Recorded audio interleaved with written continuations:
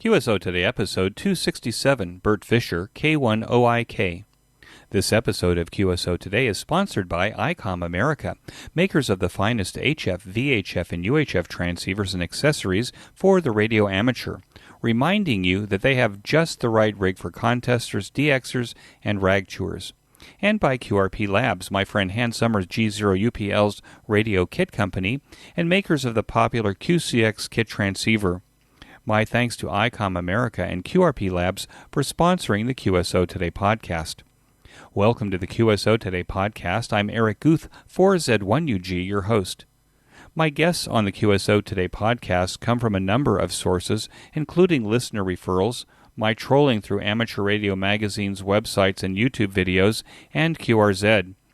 My guest this week, Burt Fisher, K1OIK, raised a stir and perhaps the ire of many hams with a YouTube video critical of amateur radio operators and their operating practices. It is often difficult these days to have a conversation with people who share views that are different from our own, but I think it's vital to critical thinking in democracy. I wanted to know more about Burt and where his critique of us hams came from in this QSO Today. K1OIK, this is Eric, 4Z1UG. Are you there, Burt? I am indeed. Burt, thanks for joining me on the QSO Today podcast. Can we start at the beginning of your ham radio story? When and how did it start for you? Well, when I was around 13, I got interested in shortwave radio, and my father made a deal with me if we were going to buy a Zenith Transoceanic, and if I put in $20, he would put in $80. And I had the Zenith Transoceanic for about a year before I started in ham radio. But one of the things, when I listened on the Transoceanic, one of the favorite things I liked to listen to was Radio Moscow. And I finally wrote them and asked them why they imprisoned people in Poland and Hungary. And, of course, when they aired me, and I recorded it, I wish I had the recording now, but they aired it and I recorded it. And, of course, they said they did not imprison them. And I had quite a bit of correspondence back and forth with Radio Moscow. And then I started listening to hams, and some were on sideband, most were on AM. This was back in 1958 and 59. And one of the things I didn't understand is why, when they were talking in the middle of a conversation, they would say, hi, hi. I never didn't figure that out, and I still don't like it. But, of course, Ham did explain to me why they said that. And then I finally I had a fellow that I met in ninth grade. When I was in ninth grade, Dan Carter, WA2EKC. He's still alive. And he turned out to be my Elmer. And he helped me get into, I passed the novice test and got on the air as WV2JNH in December of 1959. What was the hometown? I lived in Englewood, New Jersey, lived in an apartment, and when I got on the air in December of 59, one of the things I was about to give up on ham radio because I would call CQ and I couldn't copy anybody. They were going too fast, but it took about a month, and then I finally did get on the air. And I started off with a Heathkit DX40 and a Hallicrafters S76, went into New York City, and went down to Canal Street to Harrison in New York, and I went with my father, and I went with my friend, Dan Carter, who knew enough about ham radio, so he guided me as to what to buy, and I bought the DX40 and the Hallicrafters S76 and a J38 key, and I don't know if you can pick this up, but I'm going to just tap the key. I have that same key. I don't know if you picked that up. It's right here. I have that same key, and I still use that same key on the air. I used it for my last contact. So it's the only thing I still have from that era. The key is the only thing you have from that era. Right. The key is the only thing I have from yet. I have since, of course, I have a TX40 sitting in front of me, but and I bought it on eBay. But as far as I know, it's not the same DX40. And I have a Heathkit, the VF1 VFO, which I built as a kit. And it's not, I don't think it's the same one. And so I do like to buy vintage rigs. And in fact, I was at Boxborough, Massachusetts yesterday where the ARL had a convention, and I did buy some more vintage rigs. I fix them up and then sell them. Did you have an interest in electricity and electronics even before this? As a child, I did have an interest in.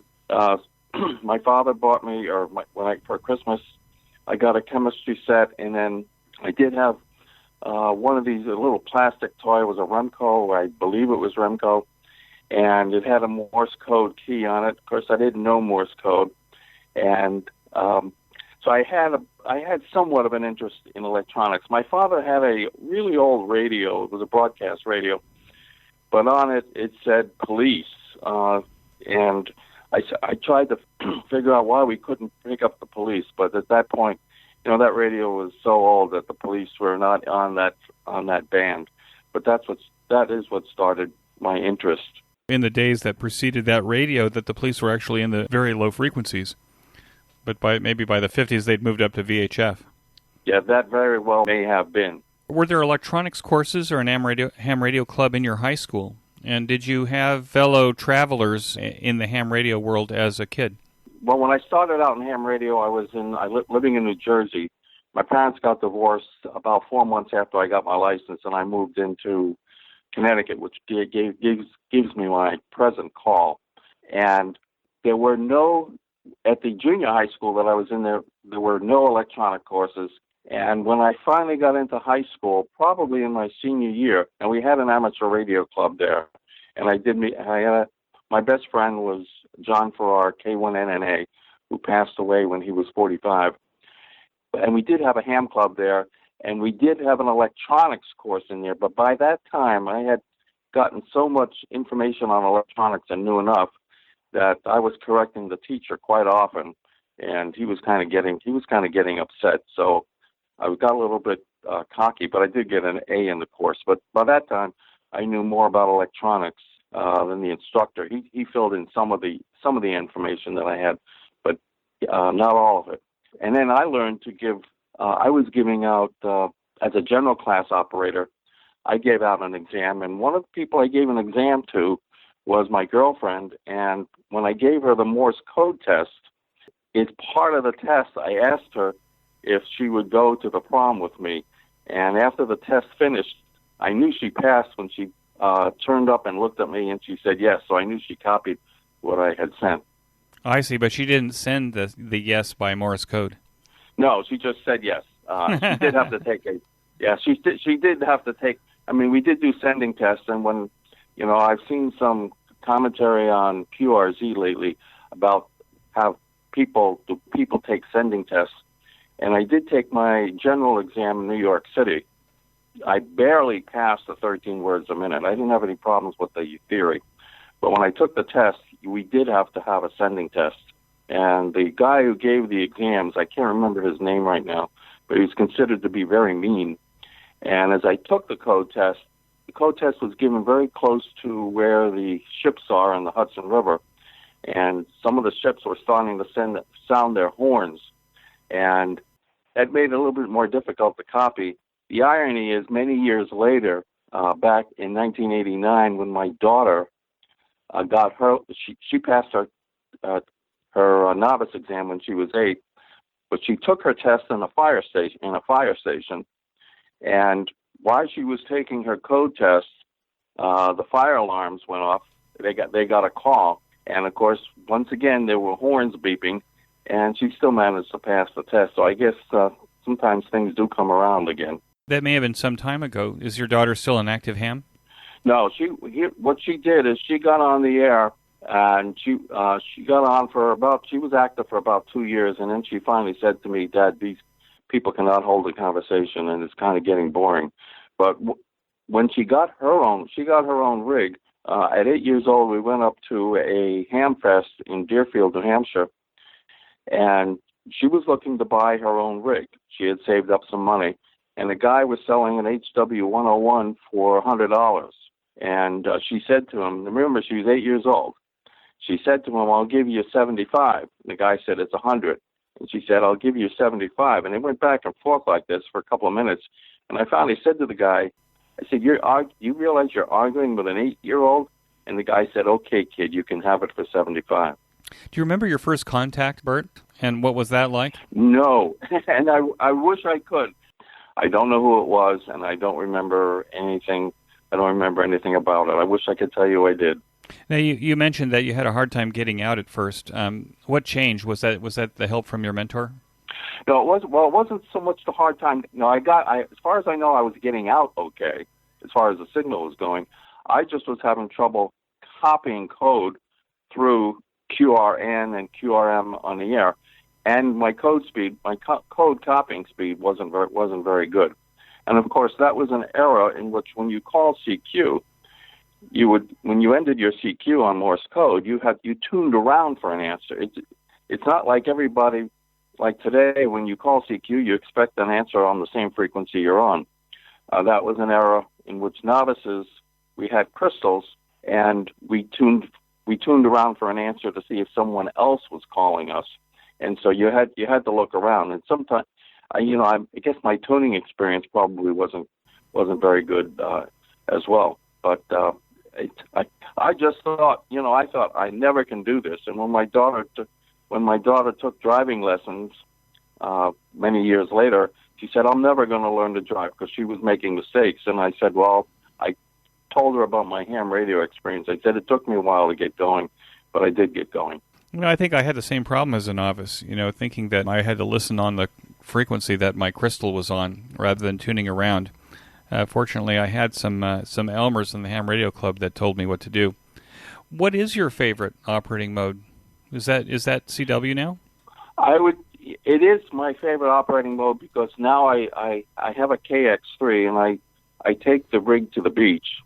And of course, with low power, using sideband it's I would say, of the contacts of the probably maybe I've made 700 or 800 contacts over 7 years on using QRP. And I would say of that, probably 85 to 90% on CW, primarily because that's the mode that gets out.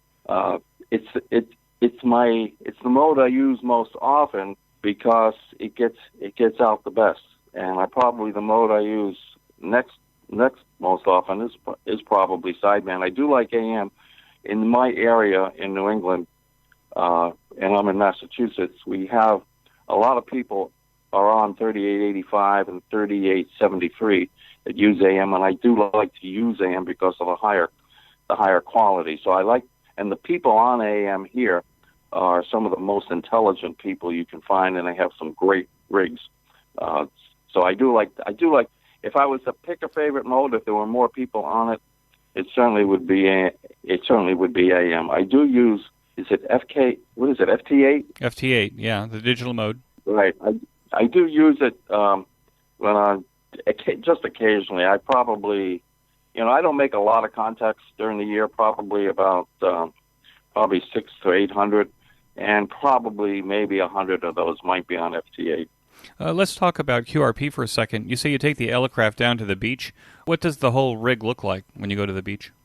Well, I have a KX3 and a PX3. A PX3 will copy CW, so I use that on a high-speed contacts.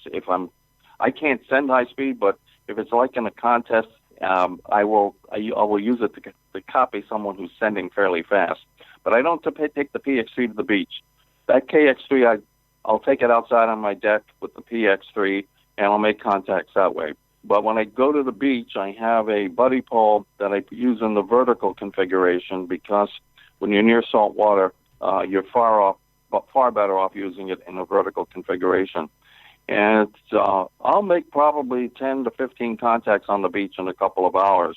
But from time to time, people will come by, and they ask me what I'm doing. Well, I'm a teacher, and so I stop what I'm doing and explain to them what I'm doing and do the teaching. I'm kind of wondering how other hams might consider it to be an interruption of what they are doing. I don't consider it to be an interruption. I consider it a chance to teach somebody what I am doing and how things work. Yeah, I think that's a great idea. I think when you operate in a public park or something like that, the idea is you actually want to maybe attract a little bit of attention to, kind of get the word out about the hobby. And then of course many people will have children with them. And even though I retired as a high school teacher back in 2006, I started substitute teaching, and I teach fourth grade now. And what I do, I have probably 1,000 or 2,000 QSL cards. I don't really care about the QSL cards. So what I do is when I go to school, I'll talk to them about Morse code and tell them their names in Morse code. And if they can start picking out a character, after I've done a few names, I'll say, you guys, if you can start picking out a character, I'll give you one of the QSL cards I have. And I give out generally the DX QSL cards, and they can keep them. And they get very excited. I had a class of about 50 kids because they combined. One of the teachers said, well, can my class come in too? And we had about 50 kids in there, and they were jumping all over the place wanting to participate. And I've given away probably 400 or 500 cards, and kids love the Morse code part. Now, I took the KX3 once, and we went out near the playground, and we were I couldn't really make a sideband contact. I let them listen to sideband so they had an idea what it was doing. And I said, well, let's see if I'll switch to Morse code. I'll make a contact, and I'll tell you what they're saying.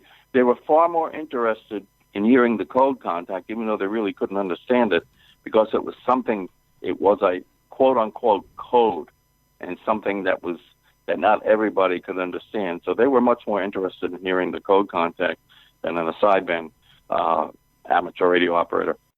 And now this message from ICOM America. Heard it, worked it, logged it. It's time to get the transceiver that's best suited for your lifestyle. ICOM offers a variety of high-performance and innovative products for the occasional operator, rag chewer, DXer, or contester. Make the most out of contest season with one of these ICOM transceivers today. The ICOM IC7610 is the SDR every ham wants. This high-performance transceiver has the ability to pick out the faintest of signals even in the presence of stronger adjacent signals. The ICOM IC7610 is a direct sampling software-defined radio, or SDR, that will change the world's definition of an SDR transceiver.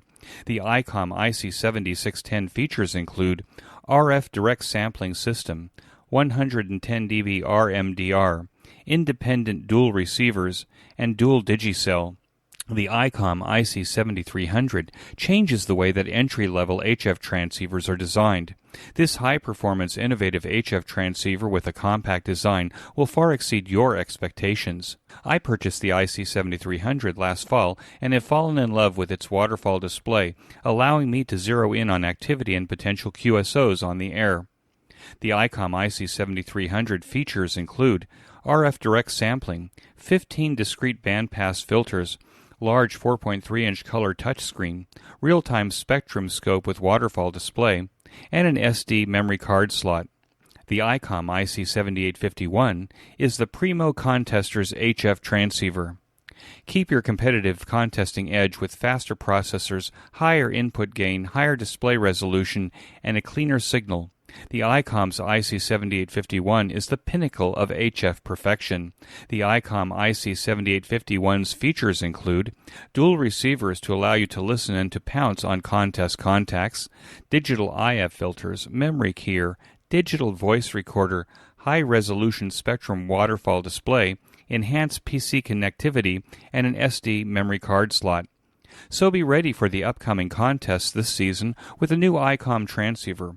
ICOM has rigs for every level of operator, and they are available at the ham radio store near you.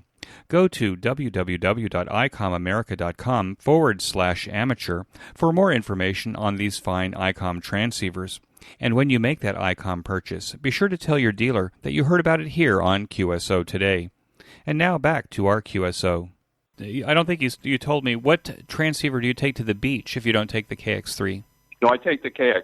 Oh, I say, you take it without the pan adapter. Yeah, because what I do is with the pan adapter, I plug in a keyboard and home outside on the deck, and I will send CW with that. But on the beach, there's two reasons that you don't want to make it any more complex than it has to be, and the other reason is when you're out in the sunshine, it's very difficult to see the PX3. I really can't cover it. And of course, I'm totally battery operating on the beach, so I want to make sure I extend the operation of the battery. At home, I use a little portable 12-volt supply out on the deck. I don't think I've ever used the KX3 in my shack. Its use is 100% outside. What's the current rig in the shack? Okay, I'm sitting in the shack now, and it's a 6400M, a Flex 6400M. But when I went to the Hamfest yesterday, I saw an Elecraft K4, and that looks like it well outdoes the 6400M. So when it comes out in kit form in about a year, that's what I'm going to be headed towards. And my antenna is a log periodic. Who makes that log periodic? It's a 4-band log periodic. It starts at 14 megahertz and goes up to 30. And also in the shack, as I'm looking, I have a Viking Ranger for AM and a HQ170, Hammerlin HQ170. I do use a G5RV, and I have a high tower vertical. The G5RV, a $50 antenna, outperforms the high tower vertical, a $1,000 antenna, by a small margin. It doesn't outperform a lot, but it does outperform it somewhat. And for a linear amplifier, I have two now in the shack because I'm going to sell one of them. One is a Dentron Clippotron. Is it Dentron? And Clippotron and AL811H. Both of those in the shack. I did have an IC2KL, which is an ICOM 500-watt solid-state amplifier, and it's sitting next to me. But I think I accidentally fed the output of the Ameritron into the IC2KL, and I think I damaged it, so it's sitting here. But I am trying to sell it or try and find someone who can fix it, because I really can't fix the solid-state rigs that are like that. Now, you mentioned that you like boat anchor rigs, and obviously the Viking Ranger that's a Johnson Viking Ranger that you use for AM. Did you rebuild that radio before you put on AM? No, and I did not rebuild it. I got it from Ham down in Greenwich, who's on the air quite a bit, whose call escapes me at the moment. And the strange thing about that, he had put it on eBay, and he was selling it for about $300. And he said he didn't want to ship it. After I bought it, he said he didn't want to ship it. He said he was going to he'll get it to me. And it turned out that he's a private pilot, and he flew it up to Barnstable. I'm on Cape Cod. He flew it up to Barnstable, and I met him. And so the rig, and he has a interface with a really nice interface with it. So no, I didn't do any rebuilding. I didn't do any rebuilding of it. He made some modifications on it, but I tend to leave well enough alone. And I've gotten quite into a debate, and many of your listeners will probably disagree with me about this, but I do not believe in recapping older rigs. I know a lot of people do that, but to me, if it's broken, I fix it. If it isn't broken, I leave it alone. And I think of the probably 100 transmitters I've fixed, I've never recapped one, and I've only probably had problems with a couple with capacitors. But I wait, if I see something going bad, I fix it. But I do not recap. But you'll have, I would say, 90% of your listeners will disagree with that.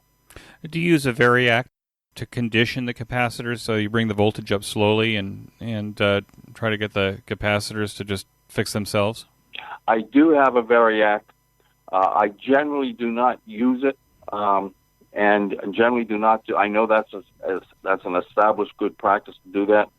I plug it in and let it rip, and I haven't generally had a problem with that. I did use a variac when I got the Dentron linear amplifier. It was a real unknown as to what its operational status was. And I did use the variac on that because that involved a little bit more of an explosion that if I didn't use a variac. So I did bring it up slowly. And when I'm repairing a rig, for example, if I replace the capacitor in a rig, and then I will bring it up. I will bring it up slowly. for both my safety and the rig safety. Do you use a antenna tuner with a G5RV? Yes, I do have an antenna tuner. I do have one. I generally don't. I only use the one that's in the flex rig generally most of the time. But I have an AT500, which is an ICOM antenna tuner, and I will use that if I'm running more power. But generally don't use it because the G5RV, the SWR generally doesn't exceed 3-to-1, which the 6400M can handle. What world event had the most significant impact on your life, and what did it cause you to do? Well, I have one that's related to amateur radio. When one of the countries in Europe, when the communists were being evicted, the head of that country his name was Ceausescu, and the name of the country escapes me at the moment. That country was being freed. They had people demonstrating in the street, and the people finally executed the prime minister. And a ham went on. He went on the air, and I remember the suffix of his call, which was BB, but I can't remember the beginning part of it. And he was making contacts and yelling, "It's free! We are free! We are free!" And I did make a contact with him, and he was so excited, and he told me how happy he was to be free. There was another world event. We had a high school ham radio station when I was a high school teacher, and when the Berlin Wall came down, I had my class. We had a pretty good antenna, a good beam, and I brought my class into the ham radio station that was in the school, and we made a contact with a fellow in West Berlin, and I let the kids ask questions, and one of the kids said, the Berlin Wall has come down. How do you feel? And he said, I have had a first chance to see my brother for the first time in 20 years. And then he started crying on the air. And so the kids, it no longer was something they watched on TV and saw what was happening. They had a direct, they felt it directly how someone feels when that freedom comes to them, because when he started crying on the air, the kids were very, very deeply affected by that. It became up close and personal. Yes, that's your words are better than mine, but it did become, it came up close and personal. And the kids, that's when you can bring something like that. If I had him here as a speaker, that would have been better. But hearing him on the air and that effect was something I know I didn't forget. I hope this goes back 30 years now. I hope some of them remembered that as well. Did ham radio play a part in the choices that you made for your education and career? Yes, because I knew electronics, and back in 1963 we had a draft. I have to explain that to the kids. I don't think I have to explain that to you, but we had a draft, and I had a choice of going in the Army for 2 years or going in the Air Force for 4. And they guaranteed you if you picked an area you wanted to join, be educated in, they would guarantee it. So I picked electronics, which of course came from my ham radio background, and I picked that. And so when I went into the military, I got my training in Biloxi, Mississippi, in ground radio repair. So yes, that certainly did have a direct effect. And of course, many years later, and then when I got out of the Air Force, I went into broadcasting as an engineer, got my first class commercial license, and then later became an electronics teacher. So yes, ham radio or my interest in electronics, you can kind of balance that off, did have a significant impact. Let me take a quick break here to tell you about my favorite amateur radio audio podcast, the Ham Radio Workbench Podcast with George, KG6VU, and Jeremy, KF7IJZ, where they pursue topics, technology, and projects on their ham radio workbenches every 2 weeks. George and Jeremy document their projects and make circuit boards available for sale to their listeners. They have interesting guests and go in deep. Even if you're a seasoned ham radio builder or just getting started, be sure to join George and Jeremy for the Ham Radio Workbench podcast. Use the link on this week's show notes page by clicking on the image. And now back to our QSO today. Now, did I see in your background that you're also a broadcast engineer? I am a broadcast engineer. So when I got out of the military, my last few months in the military, I was in charge of a Mars station, AG3CC. Funny what you can remember, in Duluth, Minnesota, and it was a one-person operation, just me. So I studied for my first-class commercial license. And the odd thing is, I took it in St. Paul, Minnesota. When I went down to take it in front of the FCC examiner, there were about 15 other people that took the exam. And, we finished the exam and we come out, we're waiting for our results. And these other guys they're confident that they passed, and I'm not confident that I passed. And so they're really kind of cocky. And so the examiner comes out and he tells these other guys, sorry, you failed. And I figured, okay, I'm cooked because if these guys think they passed and I don't. And then the guy says, Fisher, come back in. You're going to take you pass the second, you're going to take the first. And so I went and took the first. And then when I got out of the military, I done an interview with CBS Labs in Stamford, Connecticut, and they offered me $3 an hour. This is in 1967. And then I got an interview with a radio station on Cape Cod, WOCB, and CBS offered me $3.01, and the station on the Cape offered me $3 an hour. Now, I'd never been in a broadcast station, never had been in one, but they offered me $3 an hour, and I said, this sounds like a lot more interesting to be in broadcasting. So I took the job there, and when I got there, the manager said to me, we know you don't know anything about broadcasting, but you do know, we like your electronics knowledge, we will teach you. And one of the announcers got pretty mad. He said, well, what are you doing here? He said, the announcer had said he had been there for 7 or 8 years, and he didn't think I had a right to be in there. And I said, as a new employee, I said to him, what you know now, I will know in about a week, and then I will exceed you, which of course I did because I had the background. He was a board announcer, and I had the background. He didn't know how things worked. He just knew how to operate them. I knew how they worked, but I didn't know how to operate it. So I was a broadcast engineer for quite a few years, and built a couple of high school stations, and worked in a station and managed a station in Alaska, KOTZ, for a year. That was an interesting experience because we had an FCC examiner come up because I taught high school and was a manager of the radio station, taught high school up there, and I wanted to get the kids licensed, not ham license, third class license, so they could operate the radio station. And so we got the guy to come up, and he figured he would do an FCC examination of the station.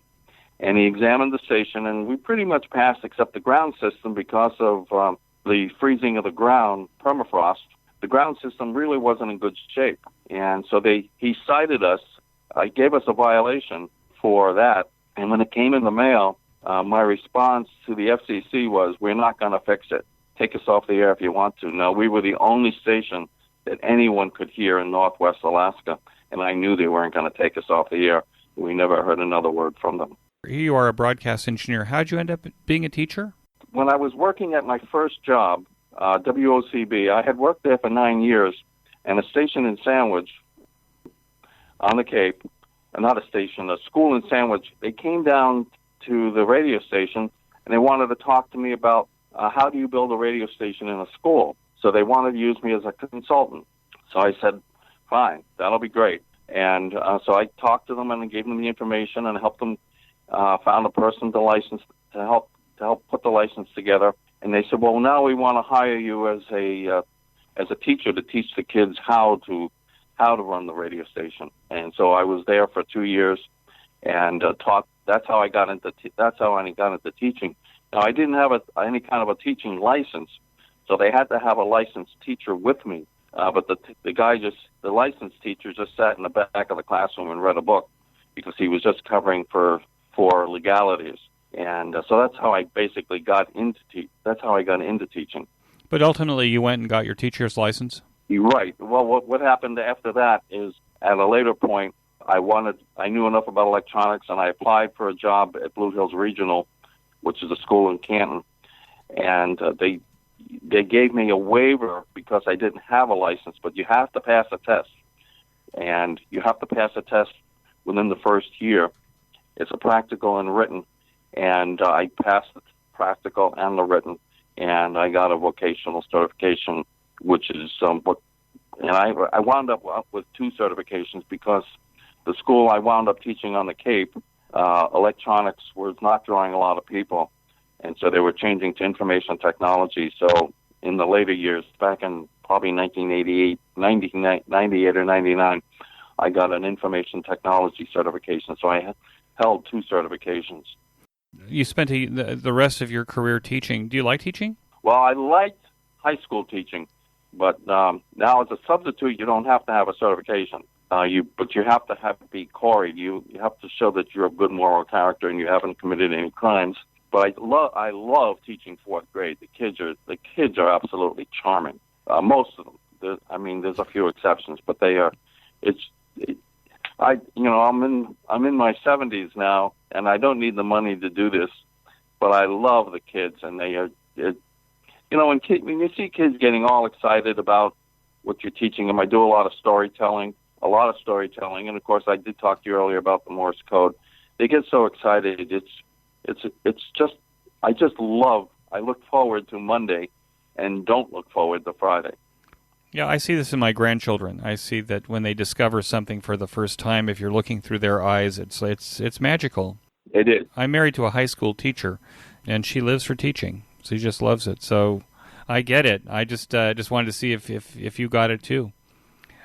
Well, the word you used, I think, I'm not good at getting the right word lately, but the word you used, magical, it certainly applies. It is magical. I mean, I have many stories I could tell you about kids getting excited, and at that age, when you're a male teacher in basically a female environment, as far as teachers are concerned, they attach to you. I had one child who she raised her hand in 4th grade, and she said, "Can I call you Daddy?" And I said, "Well, if you want."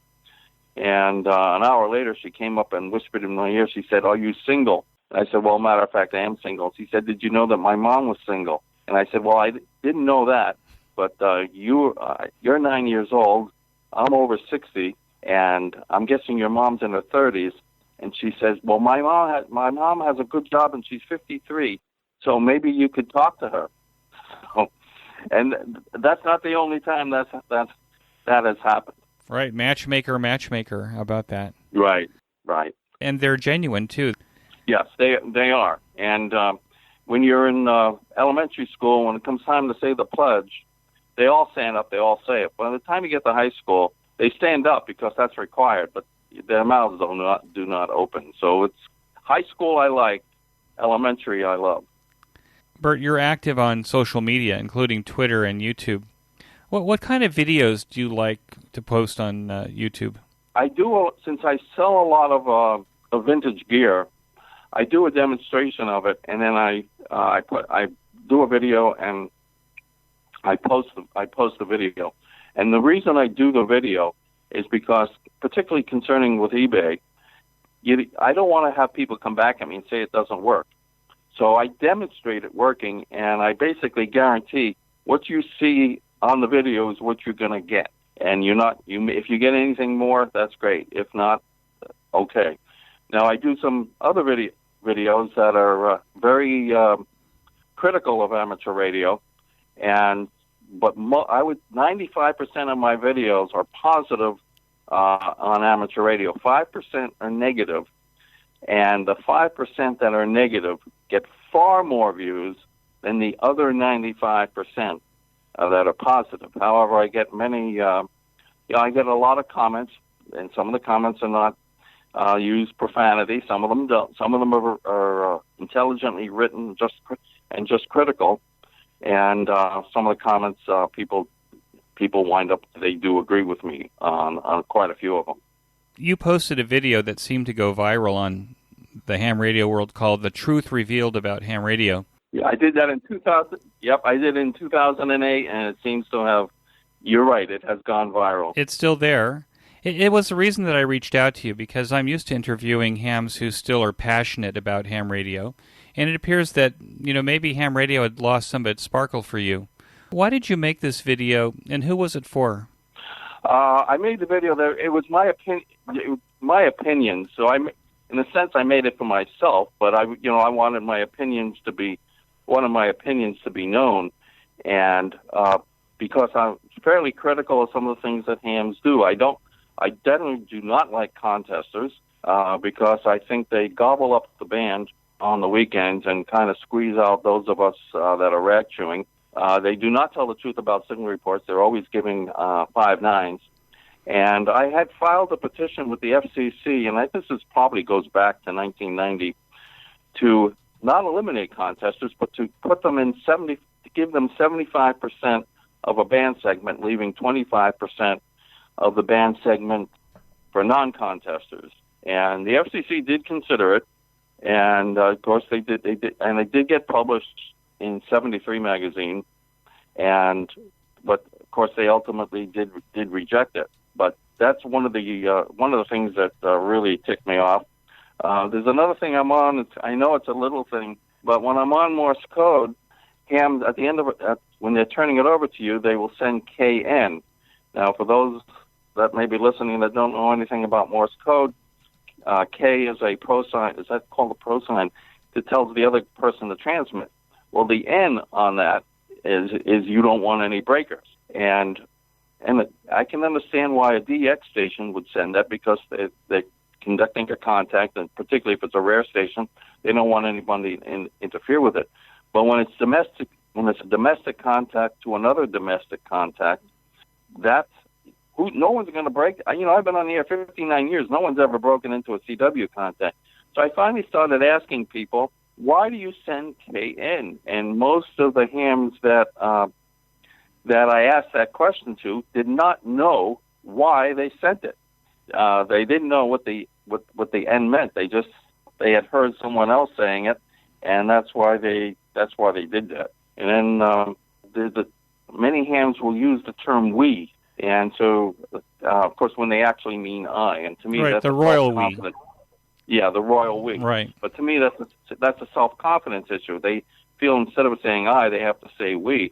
So one guy, I had a contact with a guy, and he was talking about how we are going out to dinner for our anniversary. We and our wife are going out to dinner. And I said to him, a threesome? That sounds a little strange that you would do that. And then he got kind of mad, and he said, okay, yeah, it's just me and my wife that are going out. And then you wind up with the hams that say QSL on everything. QSL, everything. And I was talking to one fellow, and he was a pretty interesting guy to talk to. I was getting along with him pretty good, but I was getting sick of hearing the QSLs. So I finally said to him, if you say QSL one more time, I will not come back, and we will end our contact. And he never said it again. And our contact probably continued on for another 20 minutes, but he never said it again. So I saw the video. Anybody that sees it the first time, they kind of smile, because a lot of the things you're saying tend to be true in certain areas where you're listening on the band. But it seems to me these are like training issues. It seems that perhaps a lot of new hams, and maybe some old hams, are no longer involved in their clubs, or their clubs no longer present training or operating an amateur radio station as part of their group dynamics. So a lot of the stuff that you're complaining about, I get it on the one hand, but does this actually mean that you've kind of that ham radio has lost its sparkle for you, or are these just things that you just wanted to grind an axe a little bit and see what kind of motion you could create? No, I'm not. A number of people say that I'm trying to tick people off or acting as a troll, and I am not trying. My goal is not to upset people and get a response, because on QRZ I've been banned a couple of times, and so I dial things back quite a bit, and I am. But many people think I'm trying to get a response, and that's definitely not my goal. I am not trying to get a response. It's my opinion, and I just have to learn to be more diplomatic about it. I understand that part. I have to learn to be more diplomatic about it. But I think I have a right not to wave the flag for ham radio to say how I feel. Are hams people of good character? Absolutely. And I would say that hams probably have better character than most of the average population. Are hams intelligent? And I would say yes. And I would say most hams are probably more intelligent than I am, particularly those that are on some of the forums on QRZ. They have a lot of background, and many of them are technologically way ahead of me. So do I respect hams? Yes. Do I respect some of the things they do? No.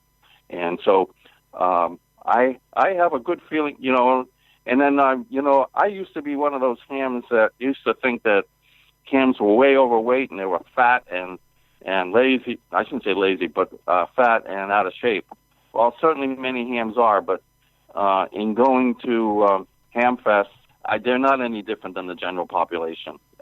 They're about the same as the general population. So even though, and I think in that 2008, I remember saying something about hams being fat, and if I could edit that out, you really can't edit that out. Going back 11 years, I would take that out, because hams are pretty much about the same shape as the general population, which certainly is not all that good.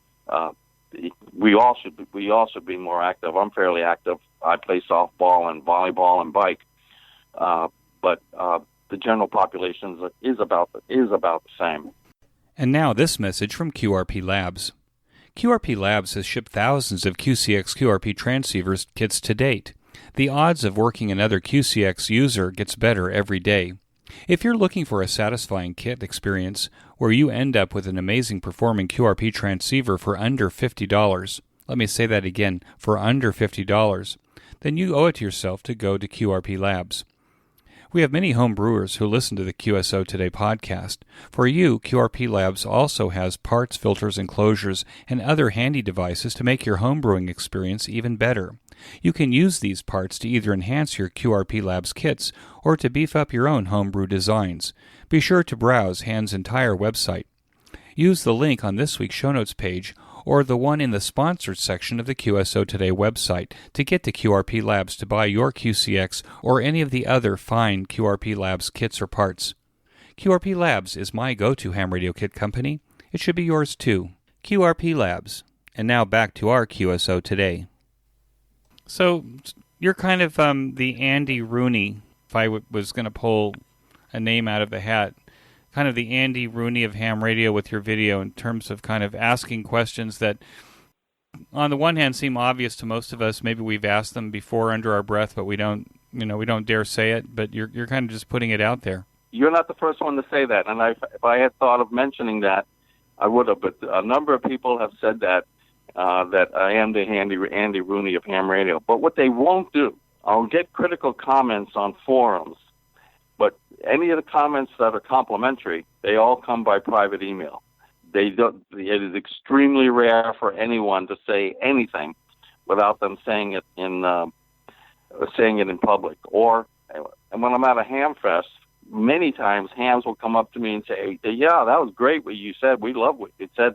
And people are coming up to me all the time that I don't recognize and saying, "Hi, Burt," and I don't recognize who they are, and congratulating me. I have yet at a ham fest, and I've been to quite a few of them, I have yet to have anyone personally come up to me and say something critical. Yet when I've tried to do a video interview at a ham fest and get someone to agree with me, I've had one or two, and I have them. I have one on my profile page on QRZ.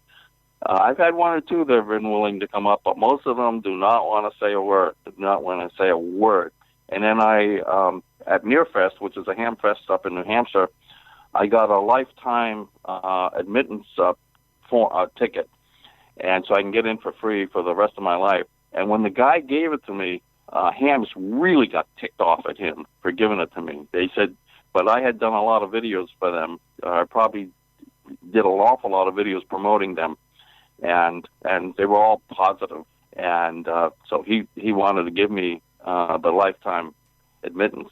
And so that's the way, the one thing I probably would say about hams is I wish if they agree with me, they would be willing to say so publicly. I don't have a problem with them disagreeing with me, although I don't like profanity and being called names I'm not going to use on this interview. I don't, if someone has a feeling that they want to say something, I've invited them to go on the air and talk about it. None have accepted. I invited them to call me on the phone. One person did accept it. I believe it's K9STH or SDH. I'm not sure which one. And we had a really good conversation about it, and he helped me to be a little bit more diplomatic. And then I've invited hams to talk to me at a ham fest. And one ham came on the air and he said to me, "Well, if you come up to this ham fest, we're going to beat the crap out of you." And I said, "I will be there. I will wear a yellow raincoat, and so that you know who I am." And of course, it was going to be a sunny day, and I never saw him. So you get, people are going to be critical. I don't have a problem with it. I do not have a problem with it. I just wish they would be, willing to stand up for what they say. I think it's okay to poke fun at ourselves every once in a while, just to see that we're still alive. We still have a sense of humor about things, and in these days of political correctness, it's kind of hard to poke fun at ourselves. We seem to be more sensitive about that. What do you think? That's true, and I don't have a problem with I tell kids when I'm teaching in school, I'll say to kids, if you think I made a mistake, raise your hand and tell me. And they do, and because I do make mistakes. And then I asked this question on Friday to the kids. I said, how many of you have had teachers that get mad at you if you correct them, even if you were right? And every hand in the class went up. So I don't mind being corrected. I make mistakes. I used to say things. There are things in that 2008 video, and I made a recent one that's been posted where I mention a lot of things that I'm critical about, but I'm much more diplomatic about it. But in the 2008 one, would I go back and edit and change some of the things I said?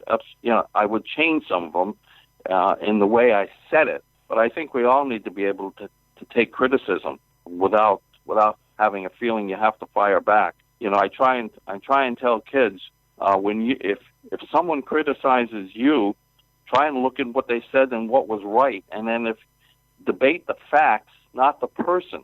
So if a person is arguing a point, don't call them a name. Don't call them a name like a jerk or an idiot. Debate what they're saying. Debate the facts of what they're saying. Talk about the issues.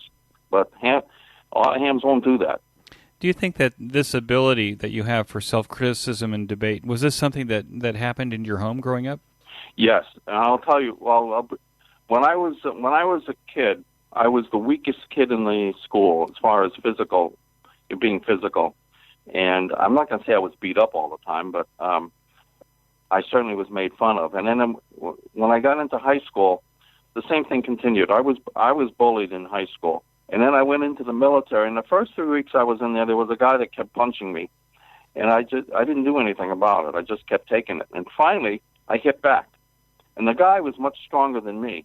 But what I learned from that is that bullies do not like to pay a price for anything. They don't like to pay a price.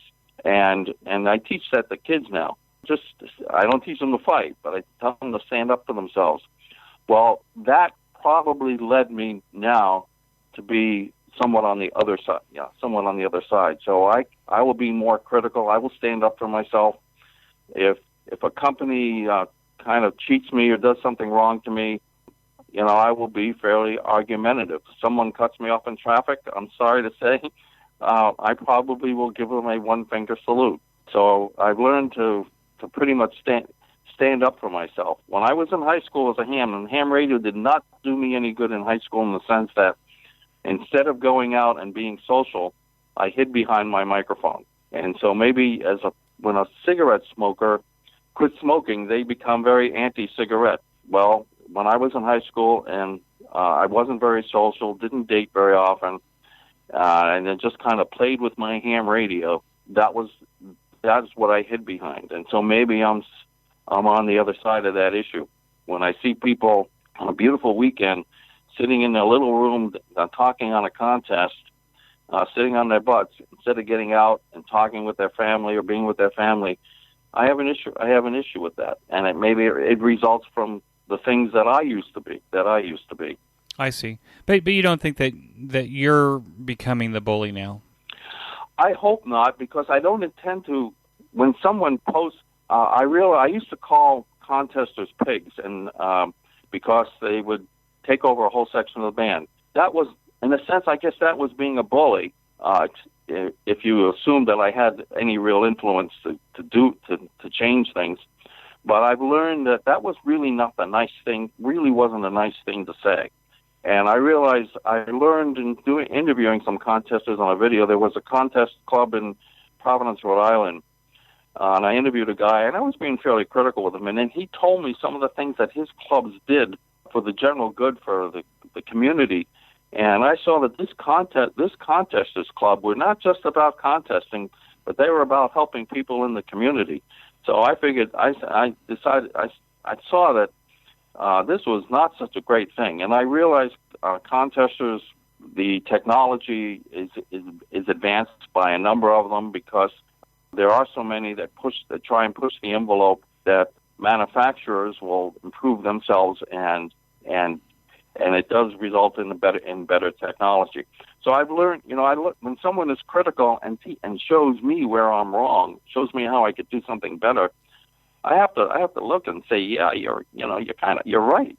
You're right about that. So I have way backed off on contesters. You're going to probably see almost no critical comments from me on QRZ or pretty much on video. I do have, on the later videos, I do have a comment on contesters, but basically the comment is basically the false signal reports. I did do a video on, I was running a QRP rig, and the video is called Truth in Contesting, and I made a number of contacts, and people kept asking me to repeat, and I can understand why, because I was running 5 watts, and then they give me a 5.9, and so that kind of was a point of slight irritation. But that's, people want to have if contesters take up most of the band, I'm okay. I am totally okay with that. There was a 160-meter contest not too long ago where they had gotten down into the CW portion of what we consider the CW portion of the band, and they actually started calling CQ over W1AW's code practice. And I figured, that's a little bit much. But I realize they do bring a lot. They do bring a lot to, and people enjoy it. But everything in its place. And I was one of those people that did not do everything in its place when I was a kid, because in high school I was way too involved with ham radio, to the exclusion of things that would have been better off for me. What kind of impact has amateur radio had on your family life? Well, I'm divorced now, but it had nothing to do with ham radio. My daughter did get her license. That my family always came first. So every morning I'd get up around the time you call me, around 6:30 or 6 o'clock in the morning, and I'd go on the air and make a few contacts. And my daughter would she'd come out of her room, and if I was in the middle of a contact, I would tell the person I was talking to, I said, my daughter wants to talk to me, and she'd sit on my lap, and because she was 6 or 7 years old at the time, and we'd have a conversation. But one day she came to me and she said, I want to get a license. And I never let her on the air without a license. I said, well, if you want to get a license, here's the deal. You study for 30 days, 1 hour a day, and I'll help you with the code, but I'm not helping you with anything else. And you have to make a commitment 1 hour a day, and that includes weekends, to study. And if you do that, then we'll see if you can pass the test. And she did that when she was 8 years old. But I did not try and convince her to get a ham license. I didn't do anything to encourage her before she started.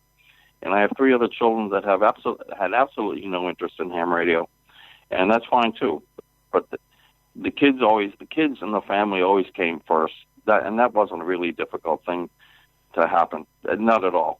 What do you think is the greatest challenge facing amateur radio now? I wish the technology, the test has become so easy. All the questions are published. All the answers are published. The ARRL is watering down things. They're trying to give technicians privileges that they didn't really earn. You know, if you make things easier, you don't make it better. You will wind up with fewer hams. The ARRL is losing. They're losing members that they initially get. So when new people join, most of them do not renew, do not stay. It's by making it too easy. It's not a challenge anymore. So I think. Why do you think the ARRL is losing membership, even if it's too easy? What service or what benefit are they not providing to new members? I don't think the newcomers see the reason why they would want to be a member. The magazine, the QST magazine, is fairly technical. I think I get it, but when my membership runs out, I'm not going to renew it. There's not many things in there appeal to me. Now, maybe part of that is because I've been a ham so long that everything they could have possibly ever published that would be of interest is already done.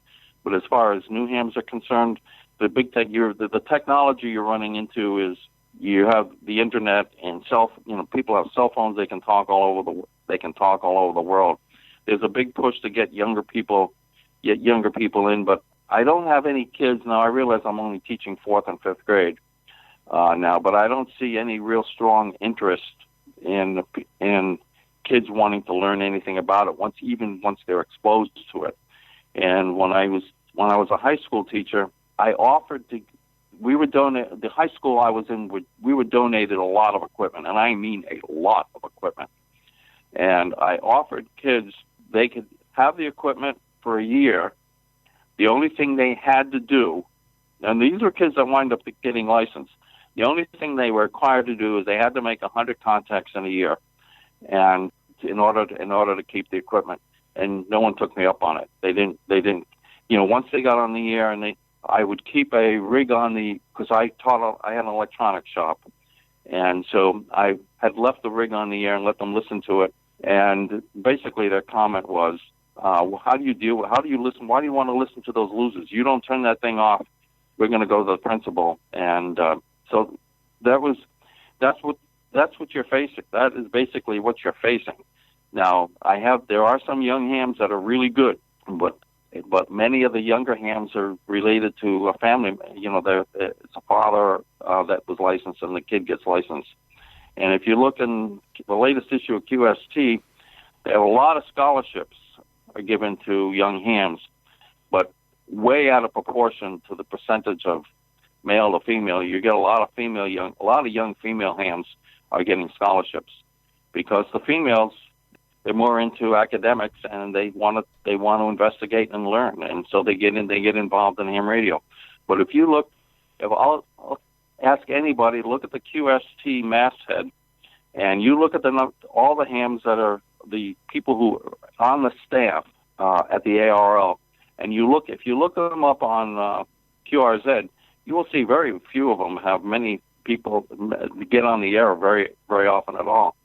So if the people who work there, are not getting on the air, well, how interesting really is ham radio? But I looked aside, and I've got about 65,000 lookups. Now that's not a total, that doesn't really indicate everything about how active you are. But people who are more active, contestants, for example, they'll be in the hundreds of thousands. But you look at the ARRL staff members, and they're in the low thousands, and in some cases the hundreds, because they're not getting on the air. And the guy who's the CEO, he's hardly if ever on the air. And so if it's not that interesting to him, how are you going to draw in other people? That's interesting, because I kind of think that we're kind of in the golden age. The internet has made it possible for us to share.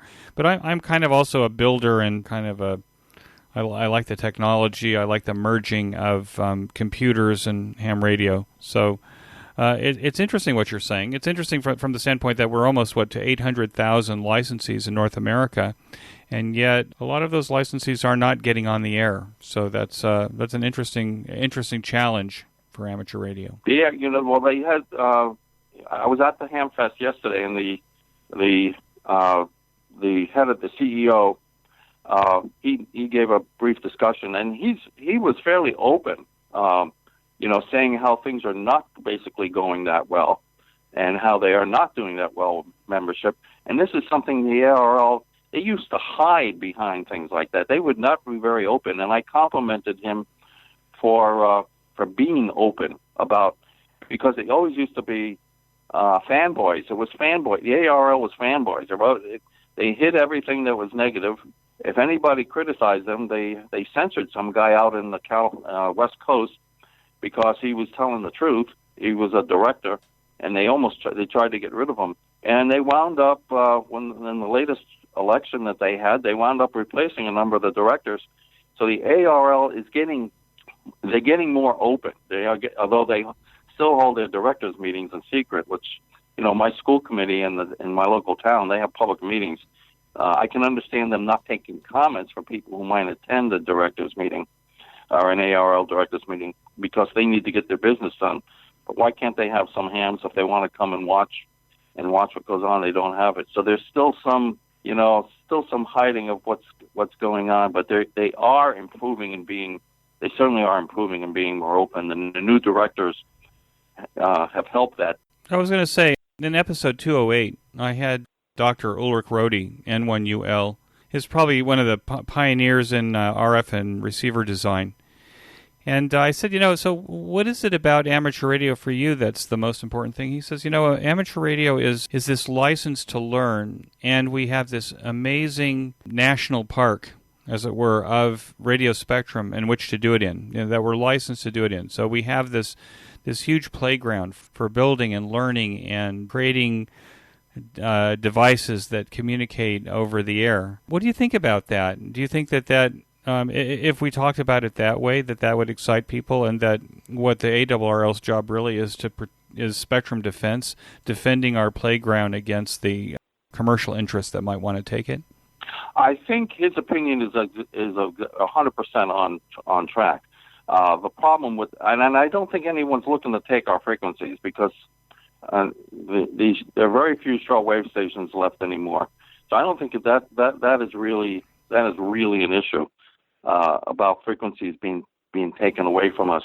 I might suggest that, the French recently wanted to extend their aviation broadcasts into the 2-meter band in Region 1. There's some interest in the UHF bands, I guess, in some other European countries, like the 450 spectrum. Obviously, cellular telephone operators would like to have the 1.2 gigahertz spectrum, the 2.4 gigahertz spectrum, and all the other microwave bandwidth we seem to have or share with other services. I think that in fact we are under attack. Now, the low bands may not be, but I think we're also being attacked in the low bands by electronic devices that are being imported into our countries, United States, Israel, that make so much hash and noise that you can hardly operate in the low bands if you're near this stuff.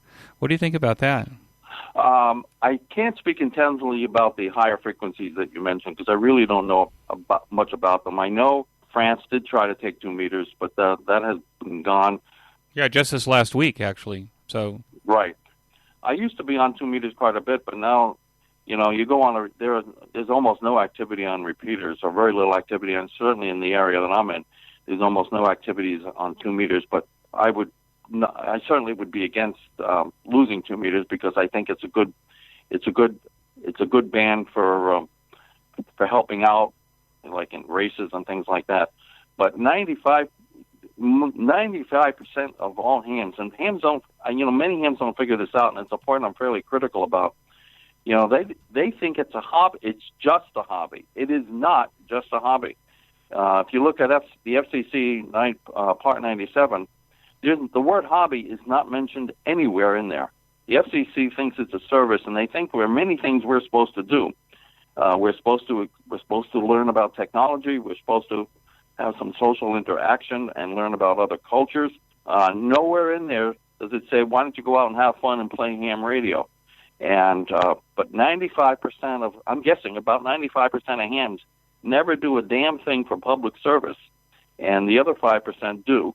But the 95%, and then you have these people that they want to put up the right to put up a beam in an HOA, and for what reason? Because they want to basically play ham radio. you can put up a dipole and be fairly effective in an emergency. So you don't really need that.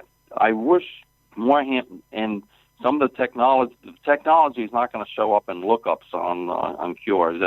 So people who are technological, I know of one ham who's very critical of me. The guy's never said a nice word about me up on QRZ, but he is probably one of the most advanced technological hams that I've ever seen. And it's those type of hams are the type of hams that I wish I could be, and I wish that more hams could be. We're doing something with the technology, because that is real. The technology got me into the Air Force and into electronics. So I certainly benefited from that. And as far as public service now, I do teach it in school and share Morse code. So I do something for it. But I wish more hams, instead of just playing ham radio, getting on and chatting. And that's okay. There's nothing wrong with getting on and chatting. But instead of doing just that, take a look at the FCC has laid out about 7 or 8 things that the reason that they give us a grant of a license. We're using public frequencies that belong to everybody. We should be giving back some, and that is a big critical issue I have, that 95% of hams only serve themselves. Well, but you know what? The 5% of hams that aren't servicing themselves, based on the number that you're using, are doing amazing things. I think, for some reason, the United States seems to have had more natural disasters over the last 30 years, I think, than I can remember before then. And it seems to me that the hams have stepped to the plate and provided emergency communications to their communities. And in some places like Hurricane Katrina, they were instrumental in providing and opening communications lines when everything got blown away. I think Hurricane Sandy was a similar kind of thing.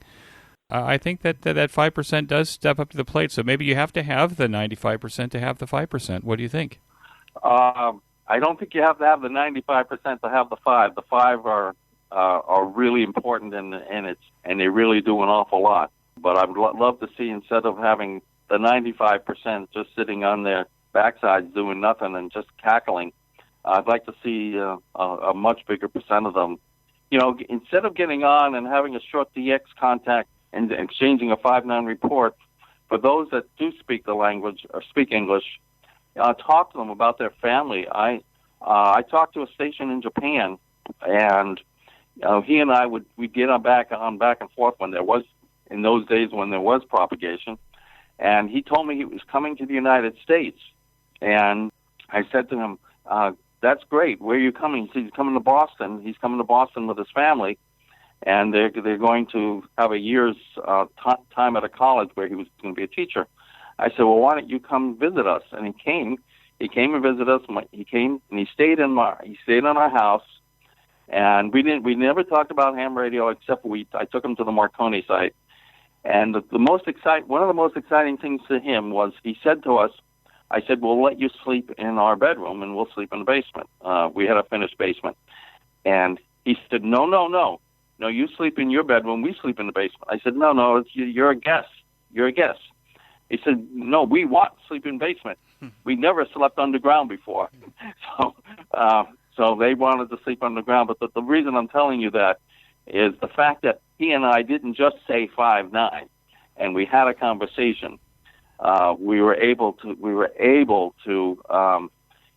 exchange culture. And when I went to Austria,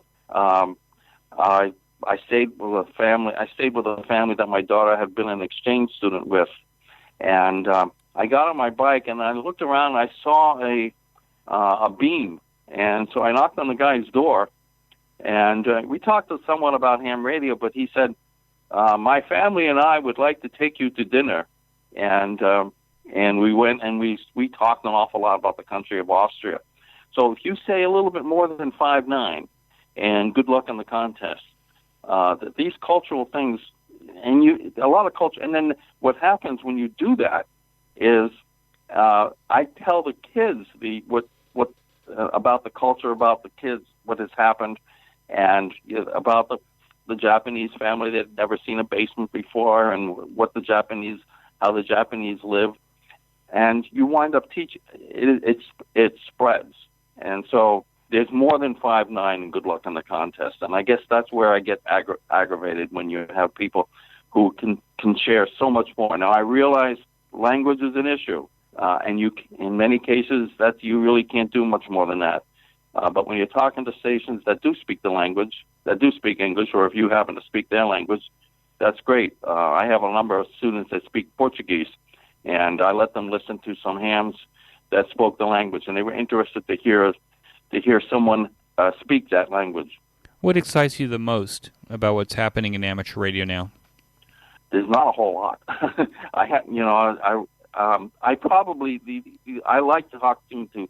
I like talking to people and learning about them. Probably when I'm on AM, because those contacts can last an hour or so. For example, the ham that I bought my Ranger from, N1BCG, he is great to listen to. He tells all kinds of stories. Some ham radio related, some not. So I would say the thing I like the most is probably AM, because you get to talk to people and learn about them and become really good. I shouldn't say really good friends, but you really get to know them, and people that you would want to meet. You want to meet in person. There was another ham, Steve, W-A-1-Q-I-X, who runs a net, and I got a chance to meet him yesterday. So the fact that you can meet people in person and talk to them, that's great. Another ham, WA1HLR, he's very well known for AM in this area. The guy goes on and on and on and on the air, but he's very interesting to listen to. And so I guess that probably, if you're going to use the term excites me, that would probably be in it. Some of the technology, like if you're on FT8 and how you can see how your signal gets all over the world. I thought that was kind of amazing, because you can look it up on, was it PSK Reporter?